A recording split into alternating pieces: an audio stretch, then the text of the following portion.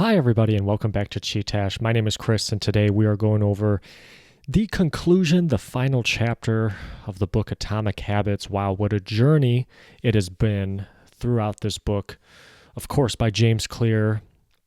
In this book, we talked about so much about building better habits for yourself, also how to stop habits that you don't want, and ultimately trying to create a better identity for yourself so that these habits can stick. And this has been a really cool book.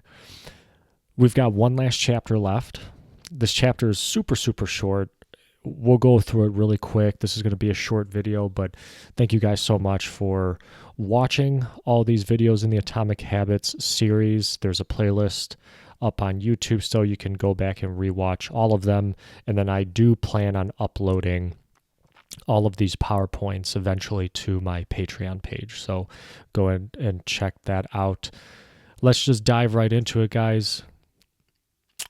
The Socrates paradox. So James starts off this chapter talking about the Socrates paradox, which basically says that if you do one thing, oftentimes you don't see very many benefits from it.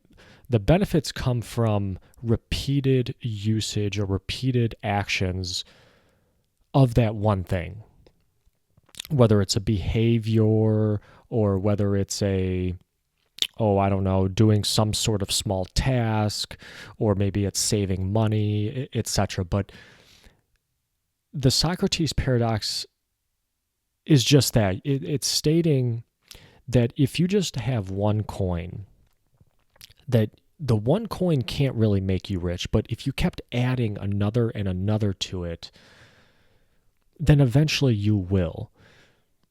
So that's the whole point, is that one doesn't do a lot, but the sum of many of the ones is enough to make change. And that's how you should look at habits, is basically what James is getting to.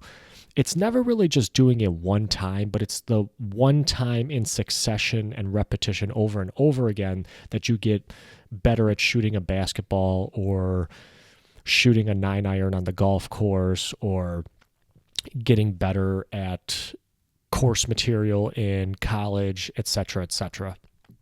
It's just very hard to visualize sometimes.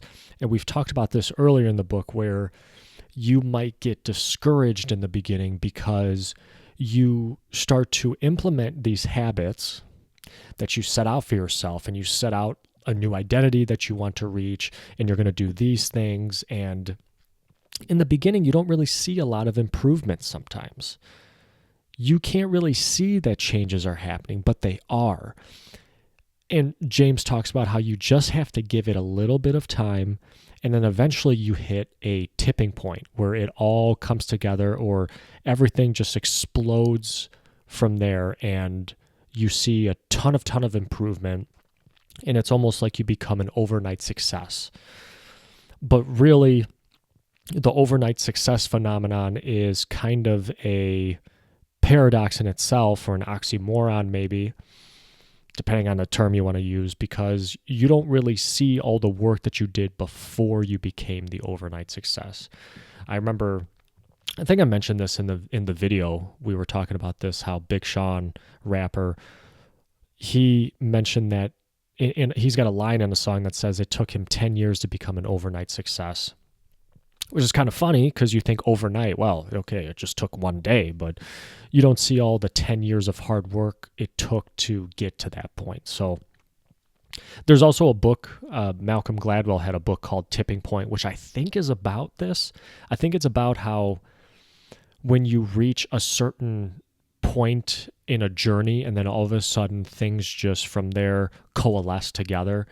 I don't really think Malcolm was talking about it from the aspect of behavior change, but as far as maybe events, etc., in life or in world events where nothing's really happening and then everything happens at once.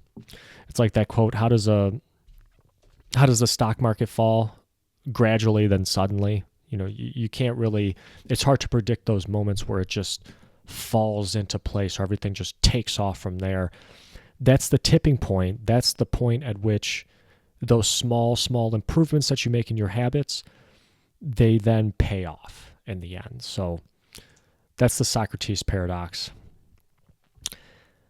Another thing we talked about is how these goals are great and the habits are great in and of themselves. And yes, you can definitely improve, but you shouldn't just be improving just to check off those things on your task list. James talks about how atomic habits are really a system, and it's a system in changing an identity in who you are, and it's a system that requires constant refinement. So if you're just looking at it from the point of, oh, I'm just going to cross this off my list, right? I'm going to learn how to shoot a 9-iron, and then that's it. And then I'm done, and I can just move on to something else. Well, what you should maybe be thinking about is, hey, once I learn to shoot this 9-iron on the golf course, well, then I'm going to move on to an 8-iron, and then maybe a 5-iron, and maybe my driver. And then really the goal here, your goal isn't to just hit the 9-iron, it's become a better golfer. So there's an entire system that's involved in that. And this is basically what James talks about, is that you shouldn't just stop at the goal. You should have a system that allows for constant refinement towards a larger destination or a larger journey that you're trying to go on. Not that because a destination might imply, oh, once you get there, you're done. It's more of a journey. It's more of a journey in that the journey is going to be very, very hard to reach perfection. I'll use the golf example again. I mean, you think Tiger Woods, one of the greatest golfers of all time,